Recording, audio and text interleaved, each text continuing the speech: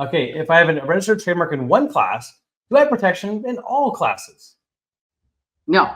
Oh, darn, my 225. Yeah, all right. So this is a great question, and I talk to clients about this every week, right? So, the idea is that there's these 45 classes of goods and services, everything from legal services to apparel to online retail to, your grandma's, purse falls into one of these 45 categories, goods and services.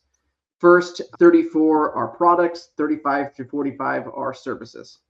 Okay. So if you have a trademark registration in one class, generally speaking, the rule is you just have protection in that class. However, some classes are linked for trademark registration purposes because they're so overlapping. A good example of that is going to be the apparel category and jewelry. Those two categories are essentially the same category, even though you apply for them differently. Anyways, you get protection just to the class that you're in. A lot of clients are in multiple classes and will file trademarks commensurate with that strategy.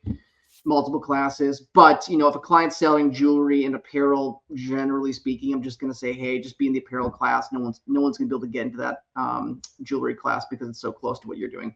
There's other examples like that too.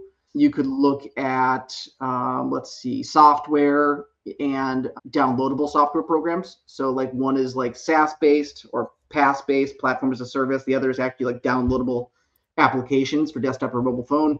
Those two different classes, one is actually a service, one is a good, but they're still related for trademark registration purposes. Not to the same extent, but they are related.